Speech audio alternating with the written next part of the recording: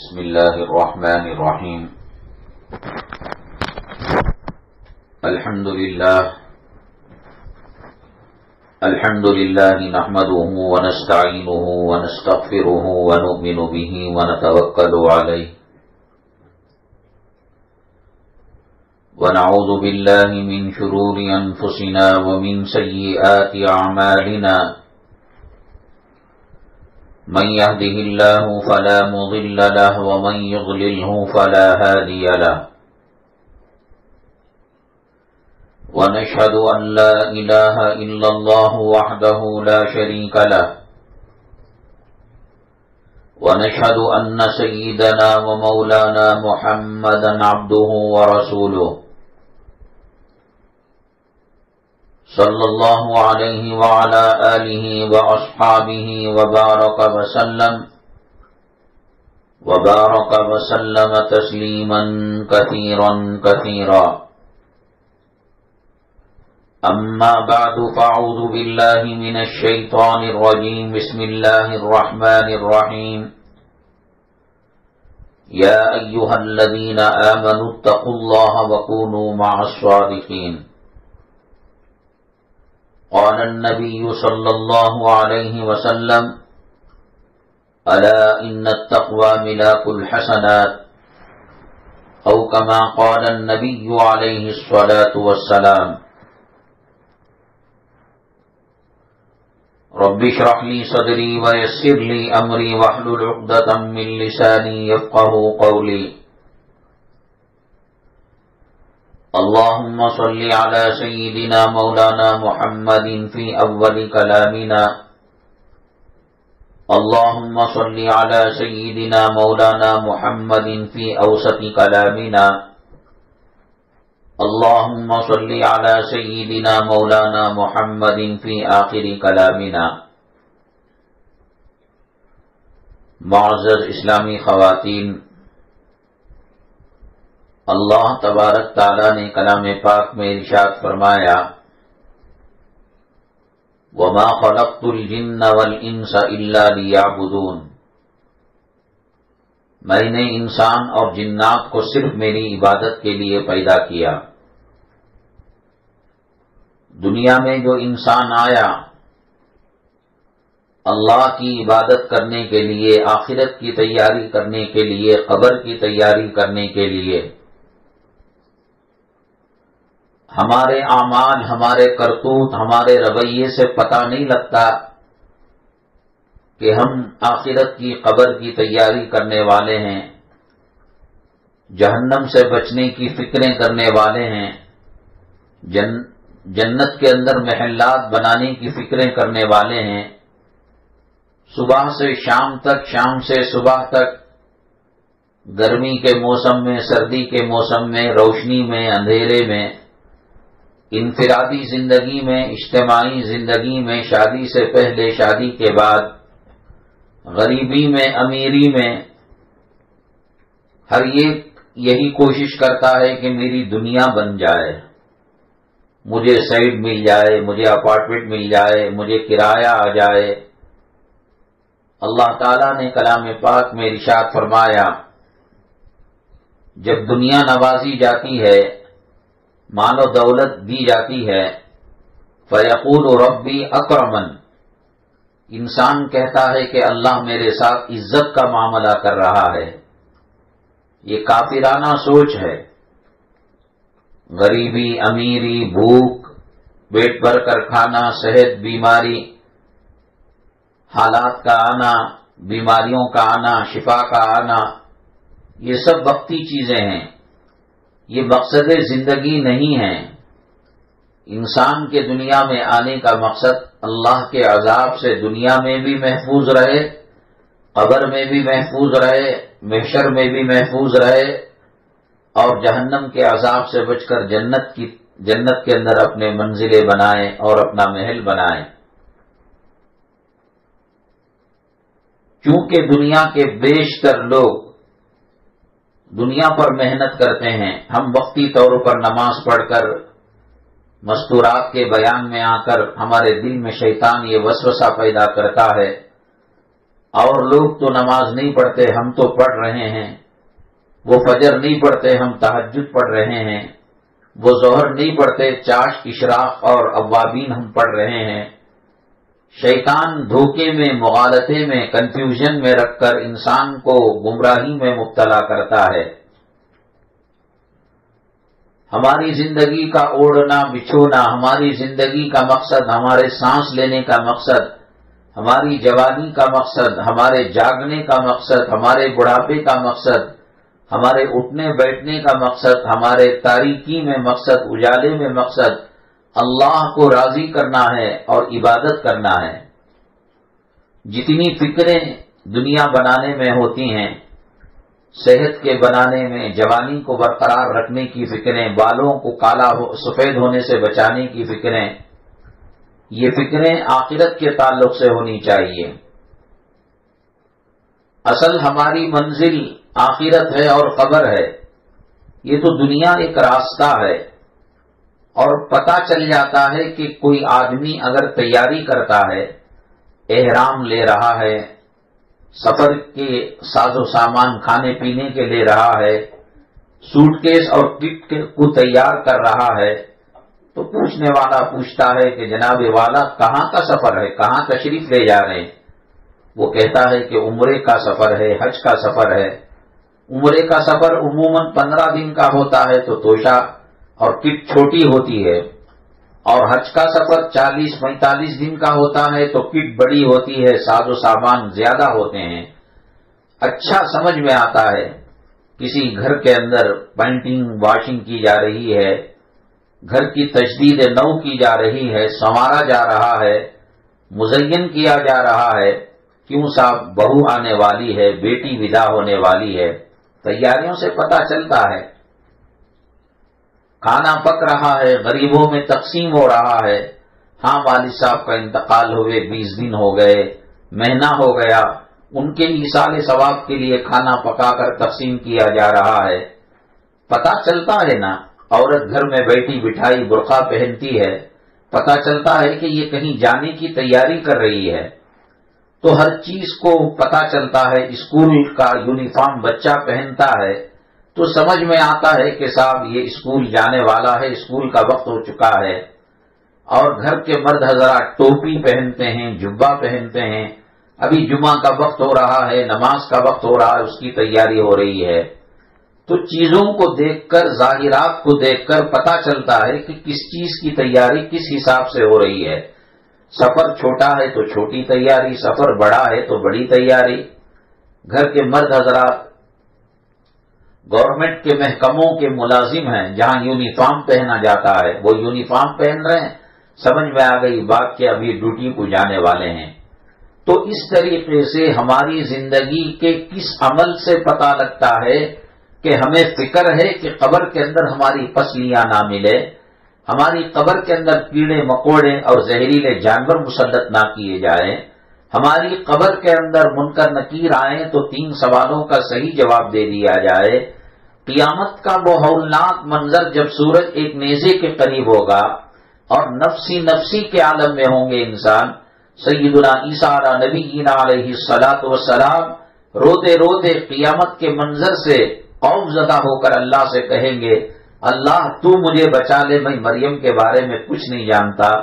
حضرت ابراہیم علیہ الصلاۃ والسلام اللہ کے خلیل ہیں، انہی کی محنت جد و جہد سے خانہ کعبہ تعمیر ہوا اللہ کے حکم سے، اور انہی کے فرزند کے قدموں سے زمزم نکلا، اور انہی کی اہلیہ محترمہ بی بی حاجرہ رضی اللہ تعالی عنہا کی برکت سے صفا مروہ کی صحیح ہوئی، اور ایسی چیز ہوئی کہ جہاں دوڑ زور سے لگائی وہاں دوڑ زور سے لگائی جاتی ہے۔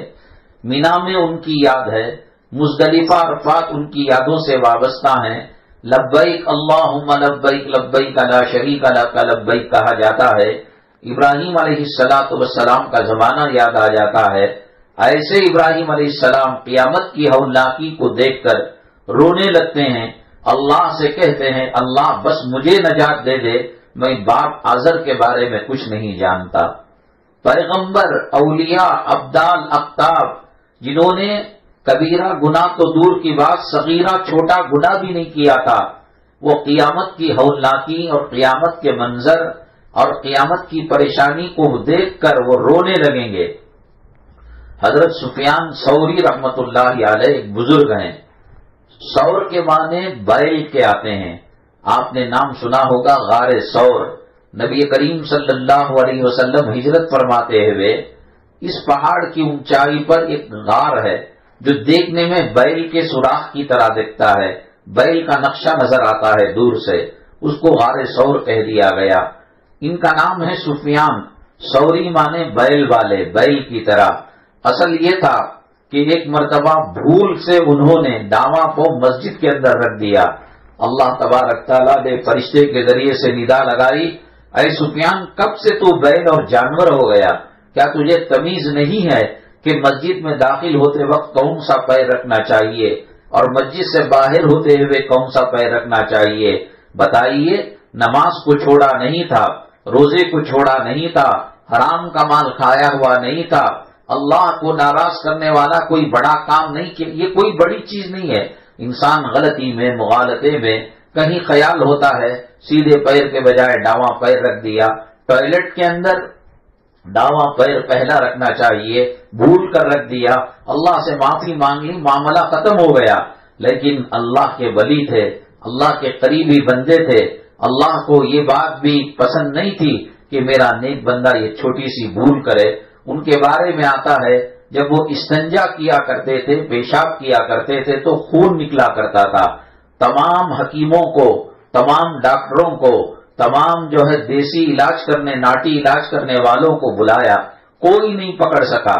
راستے میں ایک فقیر جا رہا تھا، سفیان ثوری رحمت اللہ علیہ کو دیکھ کر کہا کہ حضرت آپ کی جو پریشانی ہے اور آپ کا جو مرض ہے اس کا علاج میرے پاس ہے اور اس کا کارن مجھے معلوم ہے۔ کہنے لگے بڑے بڑے حکماء آئے، بڑے بڑے ڈاکٹر آئے اور بڑے بڑے ناٹی یونانی علاج کرنے والے آئے، تو راستے کا فقیر علاج کرے گا؟ سنیے تو صحیح۔ حضرت سفیان ثوری رحمت اللہ علیہ کی نبض پکڑا، آنکھیں کھول کر دیکھا اور اس کے بعد کہا 7 زمین نیچے سے اللہ کے عرش تک، 7 آسمانوں کے اوپر تک آپ کی اس مرض کا اور اس بیماری کا کوئی علاج کسی کے پاس نہیں ہے۔ اللہ کے ذکر سے، اللہ کے ڈر سے، اللہ کے خوف سے آپ کے کلیجے میں سوراخ ہو چکا ہے اور اس کی وجہ سے پیشاب کے راستے سے خون نکلا کرتا ہے۔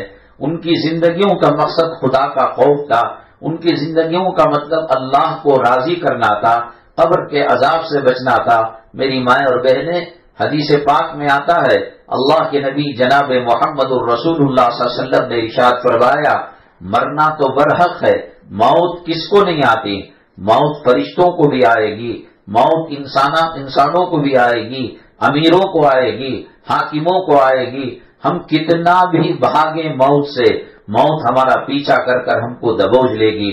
قل ان الموت الذی تفرون منہ فانہ ملاقیکم ثم تردون الى عالم الغیب والشہادہ فینبئکم بما کنتم تعملون۔ اللہ فرماتے ہیں جس موت سے تم بھاگ کر جا رہے ہو وہ تمہارے پیچھے لگی ہوئی ہے۔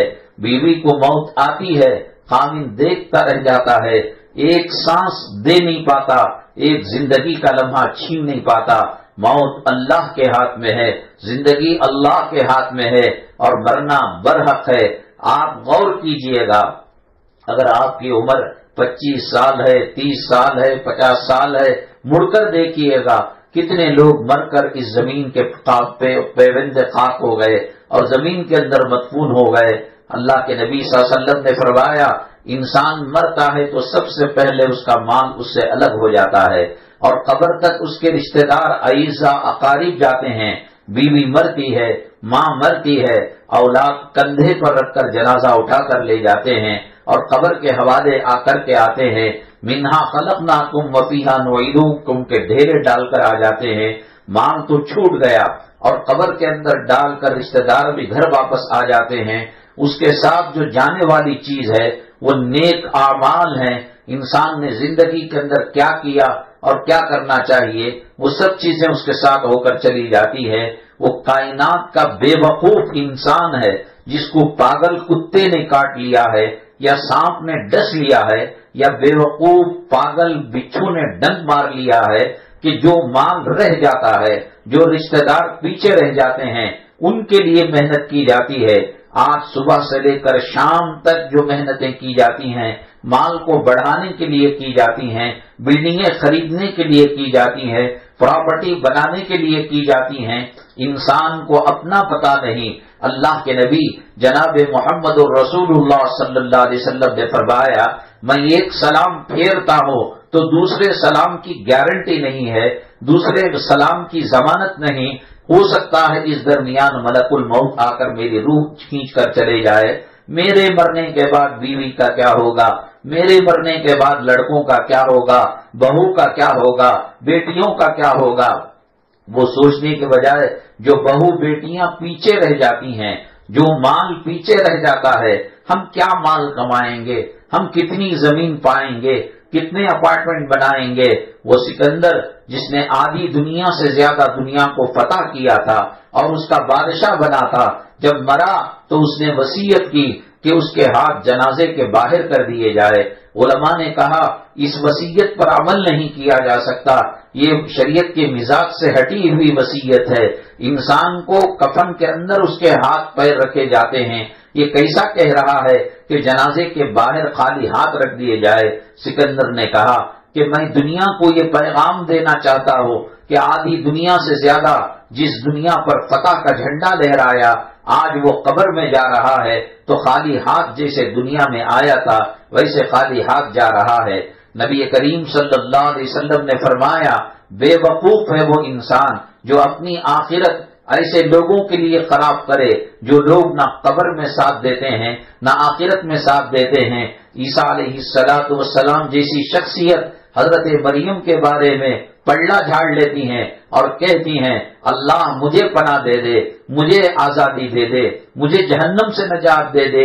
کیا منظر انہوں نے قیامت کا دیکھا ہوگا، کیسے دہکتے ہوئے شعلے جہنم کے دیکھے ہوں گے، کیسا سانپ دیکھا ہوگا، کیسا بچھو دیکھا ہوگا، کیسا زمہریر کا عذاب دیکھا ہوگا کہ حضرت مریم کے بارے میں حضرت عیسیٰ علیہ السلام پلڑا جھاڑ رہے ہیں۔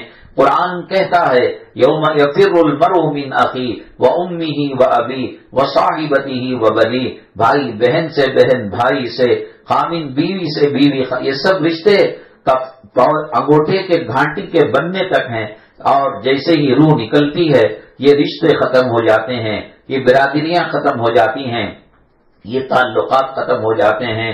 عورت اگر کماتی ہے، مرد اگر کماتا ہے کہیں تو یہ اسی لیے کہ میرے بچے خوش رہے۔ اللہ تعالیٰ جب ماں کے پیٹ کے اندر بچے کو رکھتا ہے، اس کی روزی کو لکھتا ہے، اس کے رزق کو لکھتا ہے، اس کی زندگی کو لکھتا ہے، اس کی موت کو لکھتا ہے، اس کی حیات کو لکھتا ہے، اس کی صحت کو لکھتا ہے، اس کی بیماری کو لکھتا ہے۔ کوئی خاوند اپنی بیوی کے تقدیر کا مالک نہیں ہے کہ وہ بے خوبصورتی سے خوبصورت ہو جائے، بے حسن والی سے حسن والی بن جائے، وہ کالی کلوٹی سے گوری بن جائے، وہ گوری سے کالی کلوٹی بن جائے۔ بیٹی اپنی تقدیر ماں کے پیٹ میں اللہ سے لکھا کر لاتی ہے، بیگم اپنی تقدیر اللہ سے لکھا کر لاتی ہے، خاوند اور لڑکے اپنی تقدیر اللہ سے لکھا کر لاتے ہیں۔ میری تقدیر کو آپ نہیں بنا سکتے، آپ کی تقدیر کو میں نہیں بنا سکتا۔ بچہ بیمار ہے، شفا دینا اللہ کا کام ہے، ہم صرف دعا کر سکتے ہیں۔ ہمیں بچے کو بہت لاڈ ہے، پیار ہے۔ 6 لڑکیوں کے بعد ایک لڑکا ہوا، کڈنی اس کی خراب ہے، اس کا معدہ خراب ہے، اس کے دماغ کی رگ کے اندر فرق ہے، ہم کچھ نہیں کر سکتے۔ جیسے دنیا میں کچھ کرنے سے ہم عاجز ہیں، قیامت کے دن حضرت نوح علیہ السلام اپنے بیٹے کو بچا نہیں پائیں گے، حضرت ابراہیم علیہ السلام اپنے والد کو بچا نہیں پائیں گے۔ اللہ کے نبی صلی اللہ علیہ وسلم امام الانبیاء، سید الاولیاء، خاتم النبیین، ساقی کوثر، شافی محشر، سید الانس والجن، سید البشر، تمام فضائل کے علمبردار، لواء الحمد کے جھنڈے اٹھانے والے، شفاعت کا پروانہ دینے والے، حوض کوثر کا جام دینے والے، زندگی میں جب حالات آئے تو بہت ساری پریشانیوں کو آپ کے چچا ابو طالب اس کو دور کیا کرتے تھے، پریشان ہو جایا کرتے تھے کہ میرے بھتیجے کو دھکا بھی نہ لگے، مچھر بھی نہ کاٹے، ادنا کوئی تکلیف نہ ہو۔ بدقسمتی کی بات یہ تھی کہ انتقال کے وقت وہ کلمہ نہ پڑھے اور بغیر کلمہ پڑھے کہ دنیا سے رخصت ہو گئے. پڑھنے والے ہی تھے. اللہ کے نبی صلی اللہ علیہ وسلم نے فرمایا میرے چچا آہستہ سے ایک مرتبہ کان میں کلمہ پڑھ دیجئے, آہستہ سے آپ اللہ کی توحید کا اقرار کر لیجئے, میری نبوت کا اقرار کر لیجئے. وہاں کے جو مکے کے شیاطین تھے, ابو جہل اور دوسرے لوگ مشرکین مکہ, کفار مکہ, خواجہ ابو طالب کو بھڑکانے لگے. خواجہ ابو طالب زندگی کفر میں گزری ہے, شرک میں گزری ہے. مرتے وقت لوگ کہیں گے یہ ڈر کر موت کے کلمہ پڑھ کر چلا گیا, چنانچہ بغیر کلمہ پڑھے دنیا سے رخصت ہو گئے. وہ امام الانبیاء صلی اللہ علیہ وسلم, وہ سید الکونین, وہ ذات گرامی جن کا نام اللہ نے اپنے نام کے ساتھ لکھا ہے. اللہ کی مخلوق میں نہ کوئی ایسا بندہ محبوب ہے نہ محبوب ہو سکتا ہے. بے پناہ اللہ نبی کریم صلی اللہ علیہ وسلم سے محبت کرتے ہیں. انبیاء نفسی نفسی کے عالم میں ہوں گے, اولیاء نفسی نفسی کے عالم میں ہوں گے, ابدال نفسی نفسی کے عالم میں ہوں گے, اقطاب نفسی نفسی کے عالم میں ہوں گے, کلمہ پڑھنے والے نفسی نفسی کے عالم میں ہوں گے. کافرین مشرکین قیامت کے میدان محشر کے عذاب کے اندر پھنسے ہوئے ہوں گے. ایسے موقع پر اللہ کے نبی صلی اللہ علیہ وسلم سجدہ کیے ہوئے ہوں گے. اللہ کہے گا ارفع رأسک یا محمد, اے محمد صلی اللہ علیہ وسلم آپ اپنا سر مبارک اٹھا لیجئے. اللہ کے نبی صلی اللہ علیہ وسلم فرماتے ہیں اے اللہ میری دعا کو قبول کیجئے.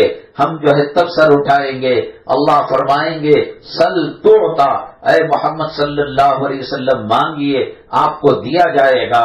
بہت سارے لوگوں کی, ہزاروں لاکھوں لوگوں کی شفاعت فرمائیں گے جن پر جہنم واجب ہو چکی ہوگی, اور آپ صلی اللہ علیہ وسلم کے شفاعت کے پروانے سے وہ جنت میں جائیں گے. لیکن چونکہ خواجہ ابو طالب جو دن میں, رات میں, تنہائی میں, مجمع میں, گرمی میں, سردی میں, پہاڑوں میں, زمین پر ہر جگہ باڈی گارڈ بنے ہوئے تھے, اور نبی کریم صلی اللہ علیہ وسلم پر ان کے احسانات تھے, ان کو نہیں بچا پائیں گے. حدیث میں آتا ہے قیامت کے انگاروں کے جوتے خواجہ ابو طالب کے پیر میں پہنائے جائیں گے, جس کی وجہ سے سر کا بھیجا کھولے گا. بہت بڑا بے وقوف ہے آدمی, اپنے بچوں کو ڈاکٹر بنانے کی فکر میں, حرام کی کمائی کر اللہ نے دی سہولت, بناؤ ڈاکٹر بناؤ, انجینئر بناؤ, یہ سوچ کر یہ ڈاکٹر بنے گا, انجینئر بنے گا, امریکہ, برطانیہ, فرانس, لندن, جرمنی میں نوکری ملے گی, بہت بڑا پیسہ آئے گا. کیا پتا کل وہ پیسہ کھا پاؤ گے بھی نہیں کھا پاؤ گے. میرے سامنے ایسی دسیوں مثالیں ہیں کہ انہوں نے اپنی اولاد کے لیے اپنا خون پسینہ ایک کر دیا, اپنے پیٹ پر پتھر باندھے, سوکھی روٹی, رات کا بچا ہوا کھانا پانی میں ڈال کر کھا لیا کرتے تھے کہ میرا بچہ پڑھ لکھ کر ڈاکٹر ہو جائے, انجینئر ہو جائے, اور اللہ نے اس کو ڈاکٹر کر بھی دیا, انجینئر کر بھی دیا. جب فقر و فاقے کے دن تھے, جب پیٹ پر پتھر باندھنے کے دن تھے, جب مہمان گھر میں آتے تو یہ کفر ڈال کر چلے جاتے کہ مہمان کو کیسے منہ دکھاؤ, مہمان کی مہمان نوازی کیسے کرو. آج وہ کما رہا ہے لیکن جنازہ جو ہے جا چکا ہے, اور قبر کا حصہ وہ عورت بن چکی ہے, وہ مرد بن چکا ہے. اللہ کے نبی صلی اللہ علیہ وسلم نے فرمایا دوسروں کی ترقی کے خاطر اپنی آخرت کو برباد کرنا, جھوٹ بولنا کاروبار کے اندر, دھوکہ دینا کاروبار کے اندر. آپ بتائیے بازار کے اندر کیا جھوٹ نہیں بولا جاتا؟ واشنگ مشین ریپیئر کرنے والا, ٹی وی ریپیئر کرنے والا, فریج ریپیئر کرنے والا, پنکھے مکسی ریپیئر کرنے والے, کیا یہ جھوٹ بول کر نہیں کما رہے ہیں؟ کیوں کما رہے ہیں؟ بھائی پیسہ بچا کر بچی کو جہیز دیں گے, پیسہ بچا کر لڑکے کو انگلینڈ میں پڑھائیں گے, برطانیہ میں پڑھائیں گے. ارے اللہ کے بندے, تجھے پتا نہیں کہ تیری موت کلمے پر آئے گی یا کلمے سے ہٹ کر آئے گی. کیا ہوگا اگر کلمے سے ہٹ کر موت آئے؟ دنیا بھی تباہ, آخرت بھی تباہ. چلو بیوی کے واسطے ارمانوں کو پورا کرنے کے لیے واشنگ مشین ریپیئر کرنے کے لیے گیا, فریج ریپیئر کرنے کے لیے گیا, 100 روپے خرچہ تھا, 1000 روپے بتا کر لے لیا. چونکہ عورت کو پتا نہیں, گھر کے مردبانوں کو پتا نہیں کہ کون سی چیز خراب ہوئی ہے, کس کی کیا قیمت ہے, تو لے تو لیا. کس کے لیے؟ بچوں کے لیے, بیوی کے لیے. یہ بیوی قیامت کے دن کام آئے گی. اللہ کے نبی صلی اللہ علیہ وسلم پر بادل بن کر سایہ دینے والے، پنکھا بن کر ہوا دینے والے، ایک کانٹا محمد صلی اللہ علیہ وسلم کے پیر میں جھکتا تو آپ کی رات کی نیند ابو طالب کی حرام ہو جاتی۔ اللہ کے نبی صلی اللہ علیہ وسلم ایسے خواجہ ابو طالب کو قیامت میں ساتھ نہیں دے پائیں گے۔ کیا یہ وہ بچے جو واٹس ایپ کے اندر زندگی برباد کر رہے ہیں، فیس بک کے اندر، ٹویٹر کے اندر زندگی برباد کر رہے ہیں، میسجوں کے اندر اور جو ہے انٹرنیٹ کے استعمال کے اندر اپنی زندگی برباد کر رہے ہیں؟ بڑے بڑے پیغمبر عاجز آ گئے۔ حضرت نوح علیہ السلام بلاتے رہے بیٹے کو، یا بنی ارکب معنا، اے میرے بچے تو پہاڑ پر نہ چڑھ، آجا میری کشتی میں سوار ہو جا۔ قال سآوی الی جبل یعصمنی من الماء، بچہ کہنے لگا میں پہاڑ پر چڑھ جاؤں گا، تمہارا طوفان پنڈلیوں تک آئے گا، گھٹنے تک آئے گا، کمر تک آئے گا، موڑے تک آئے گا، میں تو پہاڑ پر چڑھ کر تمہارے طوفان سے، اللہ کے عذاب سے بچ جاؤں گا۔ باپ بیٹے کی گفتگو ہو رہی تھی۔ وحال بینہم الموج فکان من المغرقین، اس درمیان سمندر کا پانی آیا، ایک طوفان آیا، ایک سیلاب آیا، باپ بیٹے کو جدا کر دیا۔ وہ پیغمبر جنہوں نے خواب کے اندر بھی کوئی گناہ نہیں کیا تھا، کوئی صغیرہ گناہ کا تصور نہیں کیا تھا، اللہ جن کا محافظ تھا، اللہ جن کو بچانے والا تھا، وہ اپنی اولاد کو نہیں بچا سکے۔ حضرت لوط علیہ السلام کی بیوی کافرہ تھی، لوط علیہ السلام پیغمبر ہیں، قرآن میں جا بجا ان کا نام ہے، لیکن اپنی بیوی کو نہیں بچا رہے ہیں۔ اولاد کے خاطر خبر کی زندگی کو خراب کرنا۔ اللہ کے نبی صلی اللہ علیہ وسلم نے فرمایا کہ بے وقوف ہے کہ اپنی آخرت تباہ کر رہا ہے، فکر یہ کرے کلمے کی موت کیسے ہوگی، طہارت کی موت کیسے ہوگی، سجدے کی موت کیسے ہوگی۔ میری ماں، اللہ کی عزت و جلالت کی قسم، آپ اپنی زندگی کو پچھلی طرف موڑ کر دیکھیں، منڈی گھما کر دیکھیں، بچپنا کہاں چلا گیا، جوانی کہاں چلی گئی، بال کیا سے کیا ہو گئے، کمر کیا سے کیا ہو گئی، آنکھوں کی روشنی کہاں چلی گئی، کانوں کی قوت سماعت کہاں چلی گئی، گھٹنوں کی طاقت کہاں چلی گئی، کمر کا پاور کہاں چلا گیا۔ بڑے لمبے لمبے سفر کر لیا کرتے تھے، بہت لمبے لمبے جو ہے اسفار کیا کرتے تھے، محنتیں کیا کرتے تھے۔ آج صوفے پر بیٹھ کر کھانا کھایا نہیں جا رہا ہے۔ قال کم لبثتم فی الارض عدد سنین قالوا لبثنا یوما او بعض یوم فاسأل العادین، آدھا دن بھی نہیں رکے۔ اور قرآن میں فرمایا کأنہم یوم یرونہا لم یلبثوا الا عشیۃ او ضحاہا، یہ دنیا سے ہو کر جب آخرت کے اندر جائیں گے اور دنیا کی طرف پلٹ کر دیکھیں گے، ہماری زندگی ہی کیا زندگی ہے۔ بی پی کے ٹیبلٹ چل رہے ہیں، شوگر کے ٹیبلٹ چل رہے ہیں، برین ٹیومر کے آپریشن کا مسئلہ ہے، اور کمر کے درد کا مسئلہ ہے، گھٹنوں کے درد کا مسئلہ ہے، خامن مکمل اطاعت نہیں کرتا اور راضی نہیں کرتا، اولاد مطیع فرمانبردار نہیں ہے، مالک مکان، مالک دکان دل کو اذیت پہنچانے والی باتیں کیا کرتا ہے، اڑوس پڑوس موافق نہیں۔ یہ تو جہنم کی زندگی ہے۔ اللہ کے ذکر میں راحت ہے، نماز میں راحت ہے، آخرت کی تیاری کرنے میں راحت ہے۔ اب میری مائیں اور بہنیں، حضرت رابعہ بصریہ رحمت اللہ علیہ کا نام کس نے نہیں سنا ہے؟ انتقال سے پہلے اپنی خادمہ اور اپنی نوکرانی کو وصیت کی کہ مجھے بازار سے نیا کفن نہ لایا جائے، میری جو کرتی ہے اور میرا جو جھمپر ہے اور میری جو میکسی ہے، جو بھی کپڑا اس زمانے میں وہ پہنا کرتی تھی، کہا کہ اسی کو کفن بنا کر قبر کے حوالے کر دینا۔ نیا کپڑا نئے لوگوں کے لیے، دلہا کے لیے، دلہن کے لیے زیبا دیتا ہے۔ ہم تو قبر میں ایگزام دینے جا رہے ہیں۔ جو آدمی جج کی عدالت کے اندر کھڑا ہوا ہو، موت کا فیصلہ ہونے جا رہا ہو، پھانسی کا فیصلہ ہونے جا رہا ہو، عمر قید کا فیصلہ ہونے جا رہا ہو، کیا وہ بریانی کھا کر جائے گا؟ کیا وہ متنجن میٹھا کھا کر جائے گا؟ کیا وہ لطیفے بولے گا اور سنے گا؟ اسے تو جسم کانپ رہا ہوگا کہ جج میری پھانسی کی سزا نہ سنا دے، میری سزائے موت برقرار نہ رکھ دے، میری عمر قید کی سزا مجھے نہ سنا دے۔ ہمارے سامنے سکرات کا مرحلہ ہے، ہمارے سامنے موت کا مرحلہ ہے، ہمارے سامنے قبر کا مرحلہ ہے، ہمارے سامنے حشر کا مسئلہ ہے۔ ہمارے پاس کچھ بھی نہیں سوائے اس کے کہ ایک شادی کی تیاری جانے کے لیے 3 دن پہلے کیا کرتے ہیں، ان کیلوں محاسوں کا کیا ہوگا، ان آنکھوں کے گرد کالے حلقوں کا کیا ہوگا، یہ رنگ جو اڑ رہا ہے اس کا کیا ہوگا، یہ سفید بال جو آ رہے ہیں کیا ہوگا۔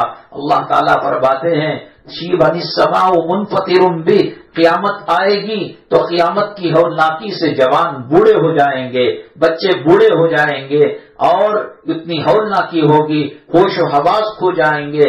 وَتَرَى النَّاسَ سُكَارَىٰ وَمَا هُمْ بِسُكَارَىٰ وَلَٰكِنَّ عَذَابَ اللَّهِ شَدِيدٌ۔ جب قیامت کا جھٹکا آئے گا اور قیامت کی ہولناکی آئے گی تو لوگ بے ہوش ہو جائیں گے۔ اللہ فرماتے ہیں وَمَا هُمْ بِسُكَارَىٰ، وہ بے ہوش نہیں جو بے ہوشی کا انجیکشن لے کر، انستھیسیا لے کر وہ بے مدہوش ہیں۔ وَلَٰكِنَّ عَذَابَ اللَّهِ شَدِيدٌ، جب دیکھیں گے آنکھ سے اللہ کے عذاب کو، اللہ کے قہر کو، یہ خود ان کے ہوش اڑ جائیں گے۔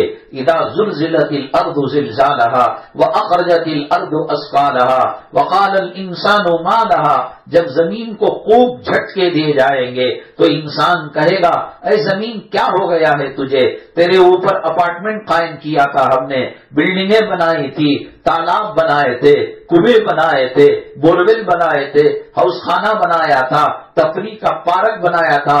وقال الانسان ما لها یومئذ تحدث اخبارها، اس دن وہ اپنا رپورٹ دے دے گی بأن ربک اوحی لها، اے فرعون انسان، اے حامان انسان، اے شداد انسان، مال آ کر تکبر میں مبتلا ہو چکا تھا، نمازوں کا خیال نہیں تھا، دین کا خیال نہیں تھا، بچپنا گزرا، کھلونوں کے اندر گزر گیا، جوانی عشق و محبت کے فسادوں میں گزر گئی، بڑھاپا زمین کی آس اور بنگلوں کی آس اور دنیا کی محبت میں گزر گیا۔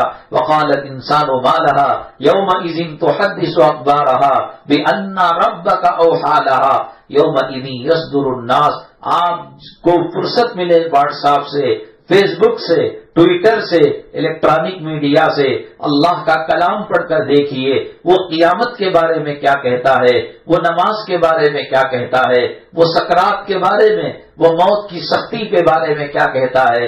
جس کے سامنے موت کی سختی کے مناظر ہو اور جس کے سامنے قبر کی منزلیں ہو، کیا وہ واٹس ایپ کے پیچھے پڑھ کر اپنی زندگی برباد کر سکتا ہے؟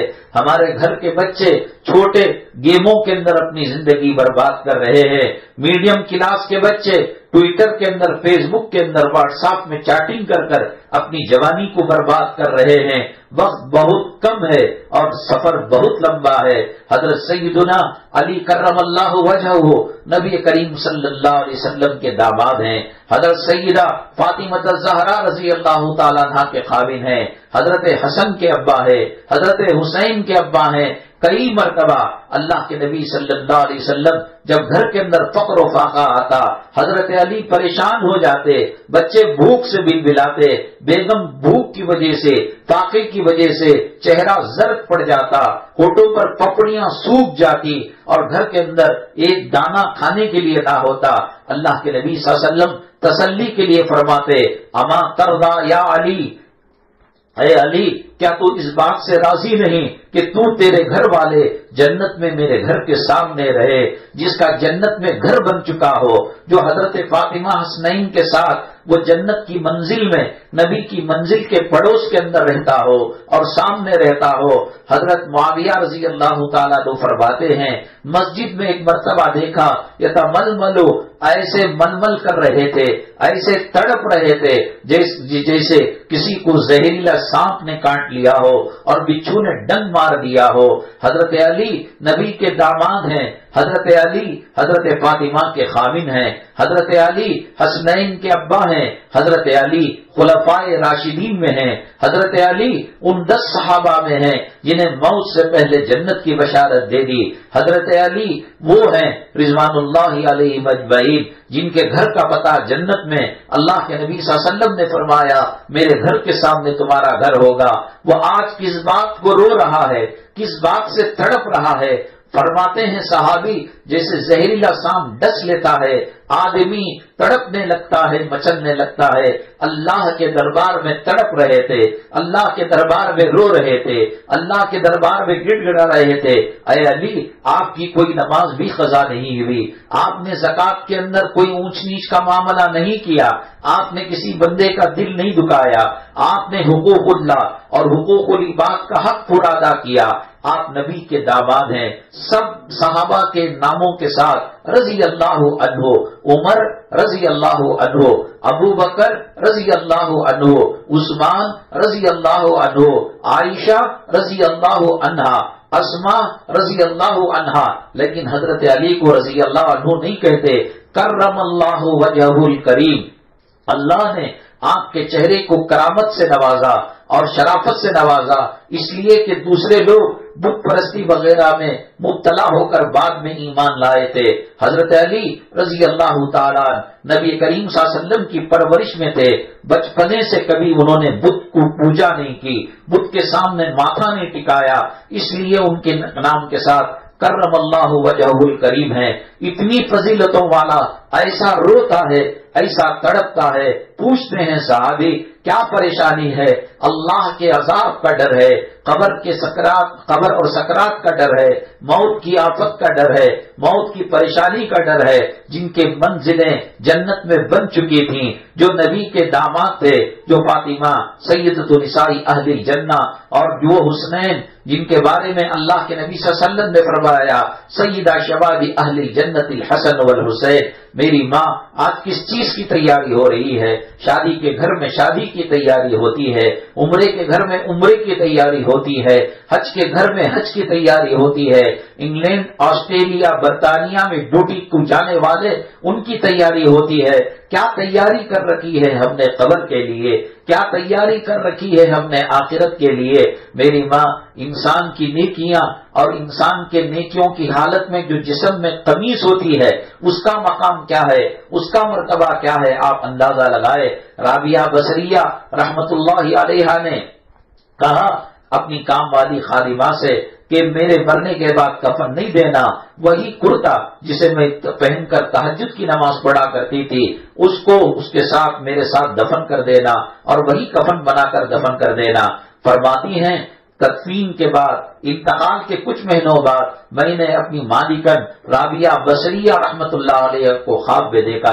میں نے کہا اللہ نے تمہارے ساتھ کیا معاملہ کیا؟ وہ کہنے لگی منکر نکیر آئے اور کہا کہ تیرا رب کون ہے؟ تو میں نے کہا جس رب کو زمین کے اوپر میں نے بلایا نہیں، کچھ فٹ نیچے قبر میں آ کر کیا میں اس رب کو بلا دوں گی؟ اور اس کے بعد کچھ اور سوال کیے، کہا کہ اللہ سے کیسے غافل ہو سکتی ہو جب زمین پر پل بھر کے لیے میں نے غفلت کی زندگی نہیں گزاری، قبر میں آ کر کیسے غفلت کے جواب دوں گی؟ اتنا کہنا تھا کہ منکر نکیروں نے کہا کہ اب یہ تمام سوالوں کا ایک جواب دے کر چلی گئی ہیں اور ان کے ساتھ ہم اور سوال نہیں کر سکتے۔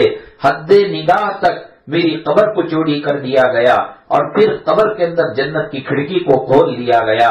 تو خادمہ پوچھتی ہیں کہ میں نے تو تمہارے دفن کے لیے جو لباس جو کفن بنایا تھا وہ کرتا تھا اور وہ جمپر تھا جس کو پہن کر تم تہجد کی نماز پڑھا کرتی تھی، اب تو جنت کا جوڑا تمہارے جسم پر ہے، وہ کرتا کیا ہوا؟ میری ماں، نماز کی قیمت کیا ہے، سجدوں کی قیمت کیا ہے، تلاوت کی قیمت کیا ہے، اور آخرت کی یاد کرنے کی قیمت کیا ہے، درود پڑھنے کی قیمت کیا ہے، ذکر کرنے کی قیمت کیا ہے۔ آج دنیا داری نے ہمارے زبانوں سے، ہمارے دل و دماغ سے عبادتوں کی لذتوں کو ختم کر دیا۔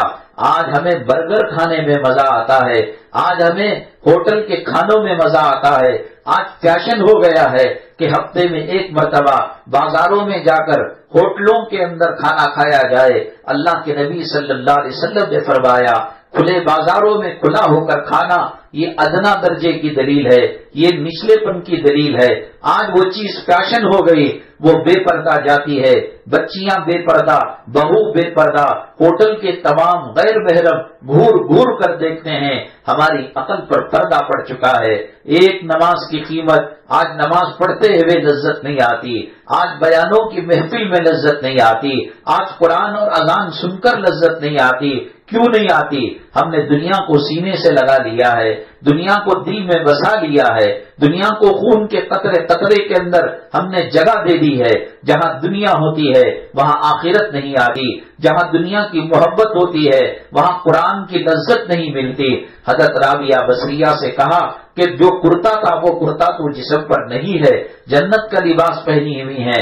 حضرت رابعہ بصریہ رحمت اللہ علیہا نے فرمایا اللہ تعالیٰ نے کہا ان کو جنت کا جوڑا دے دو، یہ قیامت تک اسی میں رہیں گی، اور وہ جوڑا جسے پہن کر یہ تہجد کی نماز پڑھا کرتی تھیں اور جس کا ان کو کفن بنایا گیا تھا، قیامت کے دن حضرت آدم علیہ السلام سے لے کر سور کے آخرت کے سور اسرافیل علیہ السلام کے سور تک جتنے لوگ آئے اور مرے ان کے سامنے اللہ تعالیٰ کہیں گے میری محبوب میری پسندیدہ بندی اس کرتے کو پہن کر تہجد پڑھا کرتی تھی، رات میں جگا کرتی تھی، میری عبادت کیا کرتی تھی، نیک اعمال کے پلڑے میں اس کرتے کو بھی ڈال دیا جائے۔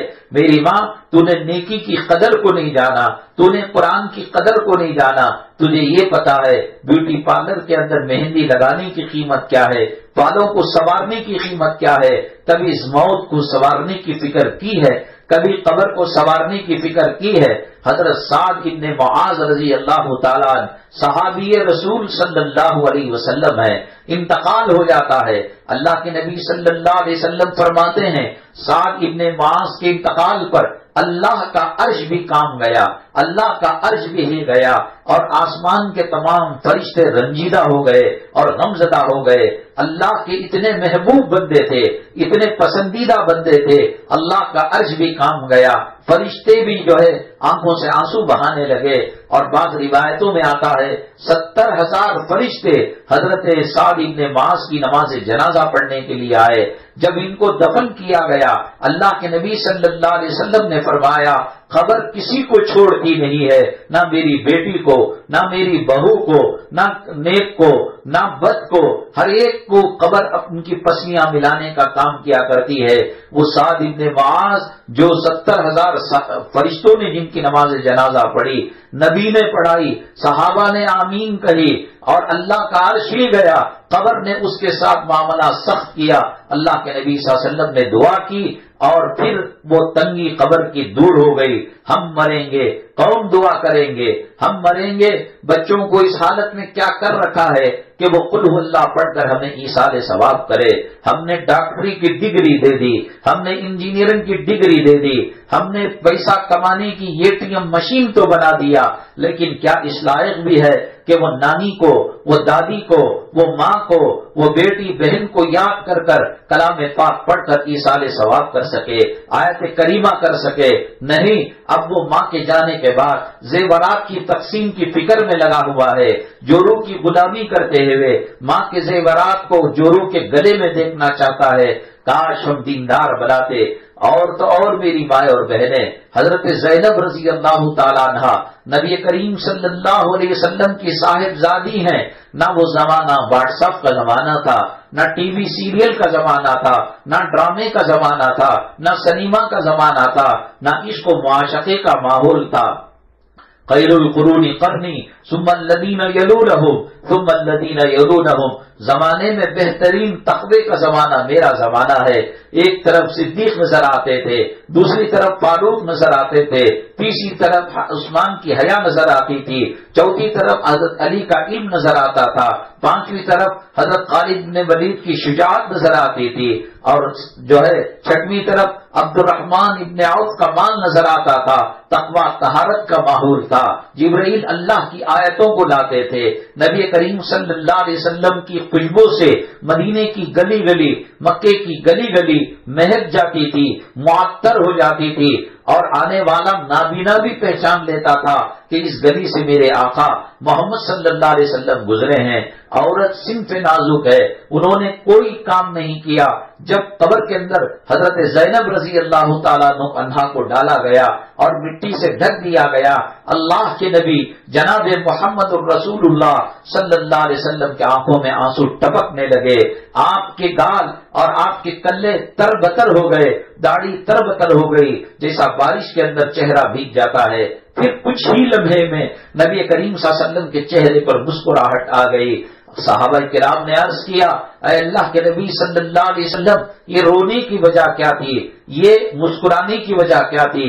اللہ کے نبی صلی اللہ علیہ وسلم نے فرمایا آپ نے اپنے ہاتھوں سے اپنی بٹیا کو کفن کے ساتھ قبر کے اندر اتارا تھا، اپنی بٹیا کو ودا کیا تھا، وہ باپ اپنی بیٹی کے لیے کتنی دعائیں کیا ہوگا، وہ کتنی رحمتیں اللہ سے مانگا ہوگا۔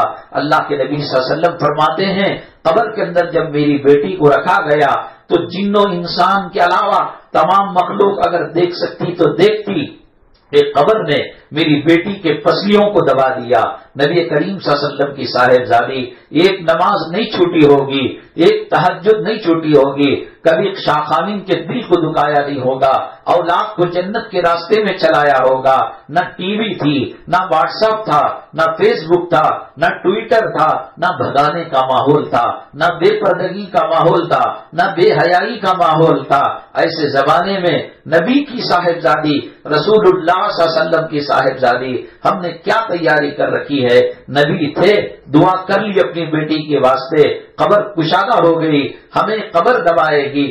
جب سعد ابن معاذ کو 70,000 فرشتوں نے جن کی نماز جنازہ پڑھی، اللہ کا عرش کام گیا، آسمان کے فرشتے غم زدہ ہو گئے، زمین و آسمان رونے لگے۔ نبی نے نماز جنازہ پڑھائی، صحابہ نے آمین کہی، اور وہ خیر القرون کے اندر سعد ابن معاذ کی پسلیاں دبی ہیں، تو پھر ہمارے ساتھ کیا معاملہ ہوگا، تمہارے ساتھ کیا معاملہ ہوگا؟ اور ہم نے کہ یا تو یہ کہہ دو یہ باتیں جھوٹی ہیں، یہ مال سے دور کرنے کے لیے، یہ دنیا سے دور کرنے کے لیے یہ باتوں کو کہا جا رہا ہے، یا یوں کہو یہ باتیں برحق ہیں۔ ہم نے قبر کی تیاری کو بھلا دیا ہے، ہم نے سکرات کو معمولی سمجھ رکھا ہے۔ حضرت سیدنا موسیٰ علیہ نبینا علیہ الصلوۃ والسلام نے ایک مرتبہ ملاقات کی ملک الموت سے۔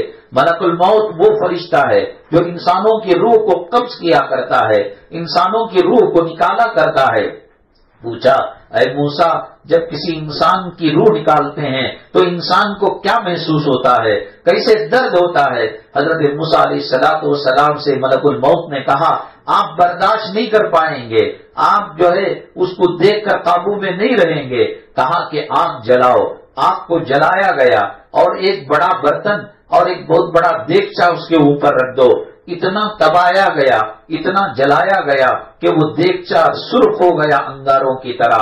کہا کہ ایک زندی چڑیا کو اس دیگچے کے اندر ڈال دو اور اس کے اوپر ڈھکن بند کر دو، نہ اسے اڑنے دو، نہ اسے مرنے دو، نہ اسے آزاد کرو، نہ اسے قید میں رکھو۔ اس چڑیا کو جو تکلیف ہوتی ہے اس سے زیادہ تکلیف انسان کے روح نکلنے کے وقت ہوتی ہے۔ میری ماں ہم سمجھتے ہیں کہ انسان سویا اور ہمیشہ کے لیے سو گیا، انسان لڑکا اور اس کی روح قبض ہو گئی۔ لڑکنے اور روح کو قبض ہونے کے درمیان اللہ تبارک تعالیٰ کیا معاملہ کرتے ہیں، ملک الموت کیا معاملہ کرتے ہیں؟ کیا حدیثوں میں اس کو نہیں بیان کیا گیا؟ اللہ کے نبی صلی اللہ علیہ وسلم کائنات میں سب سے افضل ہستی، کائنات میں سب سے زیادہ اللہ کی پسندیدہ شخصیت، جس نے اللہ نے عرش پر اپنے نام کے ساتھ محمد صلی اللہ علیہ وسلم کے نام کو لکھا ہے۔ جنت کے درخت جب لگڑ کھاتے ہیں ڈالیاں نبی پر درود بھیجتی ہیں، جنت کی حوریں، جنت کے غلمان اگر کچھ گنگناتے ہیں وہ نبی کریم صلی اللہ علیہ وسلم پر درود بھیجتے ہیں۔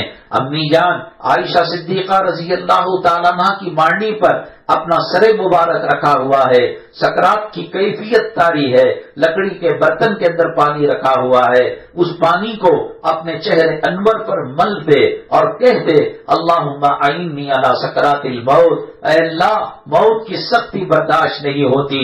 پیغمبروں کے پیغمبر، سید الاولین، سید الآخرین، سید الرسل، اللہ کے محبوب بندے، نبیوں کے نبی، رسولوں کے رسول، خاتم الانبیاء، ساقی کوثر، شافی محشر، لواء الحمد کا اٹھانے والا اور سجدے میں جا کر اللہ تعالیٰ کہنے والا سل توتا، آج وہ کہہ رہا ہے، رو رو کر کہہ رہا ہے اللہم اعنی علی سکرات الموت۔ ہماری زندگی کا مقصد اچھے کپڑے پہننا نہیں ہے، ہماری زندگی کا مقصد بننا سنورنا نہیں ہے، ہماری زندگی کا مقصد پراپرٹی خریدنا نہیں ہے، ہماری زندگی کا مقصد مال زر و زیور کو جمع کرنا نہیں ہے، ہماری زندگی کا مقصد دنیا کو بسانا نہیں ہے۔ میری مائیں اور بہنیں، یہاں سے ہم ٹرین پکڑتے ہیں بامبئی کے لیے یا مدراس کے لیے، درمیان میں پانی ختم ہو جاتا ہے، ایک اسٹیشن پر بنگار پیٹ جولار پیٹ جو بھی سمجھیے گا کہ وہاں ٹرین رکتی ہے، پانی لے کر جلدی ہم جو ہے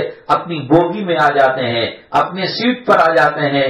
وہ کائنات کا کتنا بڑا گھامڑ انسان ہوگا، بے وقوف انسان ہوگا کہ جولار پیٹ اسٹیشن پر جب اترا تو اس نے دیکھا کہ اے سی کا ماحول ہے، ماربل لگے ہوئے ہیں، جگہ جگہ پھول کی کلیاریاں ہیں، گلستان کا ایک چھوٹا سا ماحول ہے، تو پھر وہاں وہ کوشش کرنا شروع کر دے، میں سائٹ لوں گا، میں اپارٹمنٹ بنوں گا۔ اللہ کے بندے، تیری ٹرین نے سیٹی کو پھونک دیا ہے، سگنل گرین پڑ چکا ہے، ٹی ٹی نے جھنڈا ہلا دیا ہے، اور تو کہتا ہے کہ میں اپارٹمنٹ بناؤں گا، میں گلستان بناؤں گا، میں بوستان بناؤں گا، میں باغیچہ بناؤں گا، میں یہاں پر محل تیار کروں گا۔ کوئی سمجھانے والا سمجھائے، تیری منزل تو مدراس جانا ہے، بامبئی جانا ہے، یہاں ٹرین رکی ضروریات کو پورا کرنے کے لیے، کچھ مسافر چڑھیں گے، کچھ مسافر اتریں گے۔ اللہ کے نبی صلی اللہ علیہ وسلم نے فرمایا، یہ دنیا کیا ہے؟ ایک پل ہے جو زندگی کے مرحلے سے گزر کر موت تک، قبر تک چلے جانے والی پل ہے۔ یہاں کوئی بلڈنگ بنائے، یہاں کوئی جی لگائے، بس انسان بیت الخلا میں جاتا ہے، اپنی ضرورت پوری کر کر نکلنے کی فکر کرتا ہے، وہاں نقشے نہیں بناتا، وہاں ٹائم پاس نہیں کرتا، بس دنیا اتنا ہی ہے کہ قبر کی تیاری کریں، آخرت کی تیاری کریں۔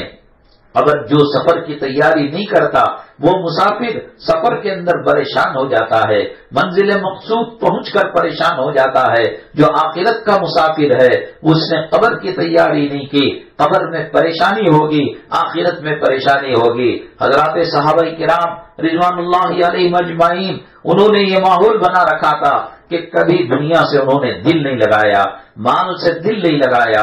حضرت طلحہ رضی اللہ تعالیٰ ایک صحابی ہیں، اور جب بازار لگا مکہ مکرمہ یا مدینہ طیبہ کا تو کئی لاکھ درہم اور کئی اونٹوں کے اندر مال نفے کا لا کر اپنے گھر کے اندر احاطے میں صحن میں رکھ لیا۔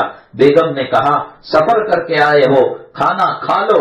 انہوں نے کہا کہ نئی طبیعت نہیں کر رہی ہے، کہا کہ آرام کر لو۔ وہ زمانہ الیکٹریسٹی کا زمانہ نہیں تھا، وہاں اے سی نہیں چلتی تھی، وہاں پنکھا نہیں چلتا تھا، اور ایک اٹے سے اور ایک ہوا کے پنکھے سے پنکھا جھیلنا پڑتا تھا۔ ان کی بیگم پنکھا جھیلنے لگی اور حضرت طلحہ مچلنے لگے، بے قرار ہونے لگے، کبھی پسینہ چھوٹ جاتا، کبھی اس کروٹ بدلتے، کبھی اس کروٹ بدلتے۔ بیگم نے کہا نہ تو کھانا صحیح سے کھایا ہے، نہ آپ اطمینان کی نیند سو رہے ہیں۔ حضرت طلحہ رضی اللہ تعالیٰ عنہ نے فرمایا بیگم ہر دکھ درد میں تو نے میرا ساتھ دیا ہے، میں بہت پریشان ہوں۔ کہا کہ کیا پریشانی ہے؟ کہا کہ بازار لگا تھا، اللہ نے اتنے لاکھ دینار و درہم اللہ نے نفے میں مجھے دیے ہیں، اب پتا نہیں کہ تہجد کو میں پہلے اٹھوں گا یا اس سے پہلے موت آ کر مجھے دبوچ لے گی۔ اگر میں تہجد میں اٹھا تو اس وقت اللہ کے راستے میں مدینے کے فقراء میں، مساکین یتیم بیواؤں میں مال کو تقسیم کر دوں گا، اور اگر نہیں اٹھا موت نے دبوچ لیا، اللہ کو کیا جواب دوں گا کہ مدینے میں اتنے فقراء تھے، اتنے مسکین تھے، اور تو دنیا میں مال رکھ کر آ گیا۔ بیگم بھی اللہ والی تھی، کہا کہ اس میں پریشانی کی کیا بات ہے، پہلے ہی بتا دیتے، آپ سنت سے کھانا کھا لیتے، آرام سے سو جاتے۔ کہا کہ بیگم کیا؟ تو کہنے لگی میرے پاس مدینہ طیبہ کے فقراء کی، مساکین کی، یتیموں کی، مستحق بیواؤں کی لیسٹ ہے، ہم دونوں مل کر پٹلم بنائیں گے اور توشے بنائیں گے، ان کے گھروں کے پاس ہم رکھ کر آ جائیں گے، جب تہجد کو جگیں گے، جب فجر کو جگیں گے، اللہ کا شکر ادا کریں گے۔ اور پھر ایسے ہی کیا، تہجد سے پہلے پہلے مدینے کے فقراء پر مال کو تقسیم کر دیا۔ دوسرے دن صحابہ کے بچے، مدینہ طیبہ ایک چھوٹا محلہ تھا، ادھر کے بچے ادھر، ادھر کے بچے ادھر، گھر کے اندر ایک خوشی کا ماحول تھا۔ حضرت طلحہ رضی اللہ تعالیٰ عنہ کے گھر میں تو پڑوس کے بچوں نے کہا آج عید کا سما ہے، کیا چاند نظر آ گیا؟ کیا تمہارے گھر میں عید ہے؟ کہنے لگے بچے ہاں ہمارے گھر میں عید ہے، میری امی جان میرے ابو کہہ رہے تھے کہ مال آیا تھا اور تہجد سے پہلے اللہ کے راستے میں تقسیم کر دیا، اس سے بڑی عید کیا ہوگی؟ غریب کی دعا سب سے بڑی عید ہے، یتیم کی دعا سب سے بڑی عید ہے۔ مال سے محبت نہیں کی، اس مال کو اللہ کے راستے میں خرچ کر دیا۔ اور جب مہمان آتا بات کے اندر چراغ کو بجھا دیتے، کھانے کی آواز کرتے اور پھر محسوس ہوتا کہ صاحب سامنے والا کھا چکا ہے تو پھر چراغ کو روشن کیا کرتے تھے۔ آخرت آتی ہے تو بچوں کے اندر بھی آخرت کا جذبہ پیدا ہوتا ہے، مردوں میں پیدا ہوتا ہے۔ حتیٰ کہ علماء نے لکھا کہ جانوروں کے اندر بھی نماز کی اہمیت ہوتی ہے، نماز کا شوق ہوتا ہے۔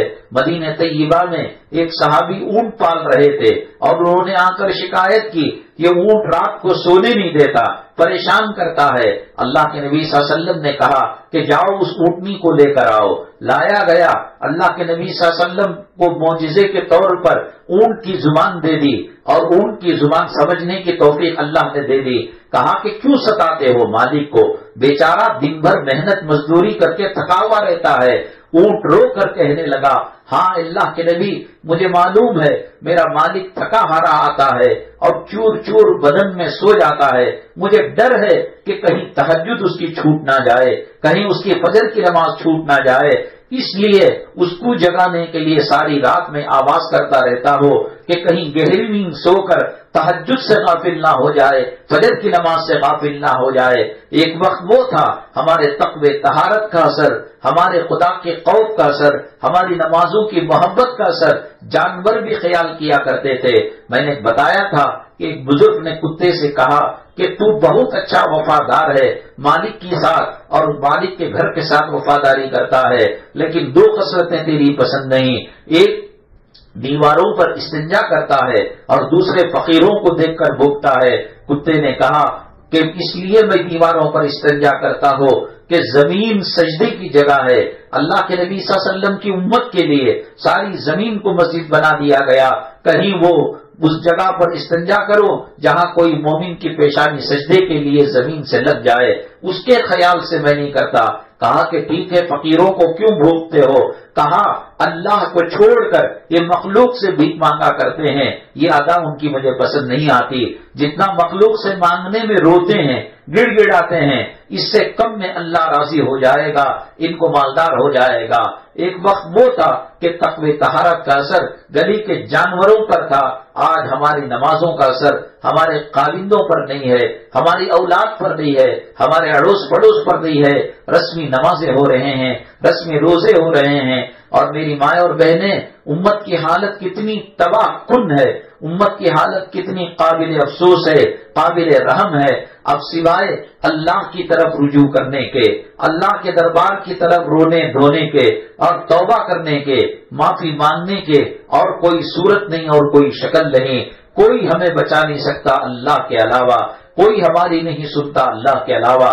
اگلا ہفتہ یہ نئے مہینے کا پہلا ہفتہ ہے، ہر مہینے کے پہلے ہفتے کو قرآن خوانی آیت کریمہ کی جائے گی۔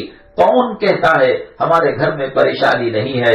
کون کہتا ہے 100% ہمارے گھر میں امن و امان سکون ہے، اطمینان ہے، راحت ہے؟ کہیں خامن کی پریشانی، کہیں قرضوں کی پریشانی، کہیں بیماری کی پریشانی۔ آیت کریمہ کے صدقے میں اللہ میری اور آپ کی نہیں سنتا ہوگا، لیکن کوئی بچہ، کوئی بچی، کوئی ایسے بزرگ ہوں گے جن کی وہ سن کر ان کے صدقے میں اللہ ہماری بیماریوں کو دور کر دے گا، ہماری پریشانیوں کو دور کر دے گا، ہمیں دنیا اور آخرت میں عذاب سے محفوظ رکھے گا۔ اس لیے 2:30 بجے اگلے ہفتے آئے اور اس درمیان گھر کے اندر بھی کلام پاک کی تلاوت کرے، آیت کریمہ کریں اور آ کر یہاں سے جوڑ لے۔ انشاءاللہ آیت کریمہ قرآن خوانی کرنے کے بعد اپنے لیے اپنے فیملی والوں کے لیے دعا، اور ساری امت محمدیہ صلی اللہ علیہ وسلم کے لیے، اور بالخصوص بلاد حرمین جہاں اللہ کا مکہ نبی کا مدینہ ہے، وہاں پر کیا کیا ہو رہا ہے اس کی حفاظت کے لیے دعا کی جائے گی۔ اللہ تبارک تعالی ہماری دعاؤں کو قبول فرمائے، اللہ قدم قدم پر نیکیاں نصیب فرمائے، اللہ مصائب آلام پریشانیاں دور فرمائے، اللہ گھروں کو جنت کا نمونہ بنائے، اللہ سنت کے مطابق زندگی گزارنے اور سجدے کی سنت کی اور اللہ کی رضامندی کی موت نصیب فرمائے۔ آمین وآخر دعوانا الحمدللہ رب العالمین، الحمدللہ رب العالمین، والصلاة والسلام على سید المرسلین وعلى آلہ وصحبہ اجمعین ومن تبعهم بإحسان إلى يوم الدين۔ اللهم ارحم امة محمد صلی اللہ علیہ وسلم، اللهم اصلح امة محمد صلی اللہ علیہ وسلم، اللهم فرج عن امة محمد صلی اللہ علیہ وسلم۔ سبحان ربك رب العزة عما يصفون وسلام على المرسلين والحمد لله رب العالمين۔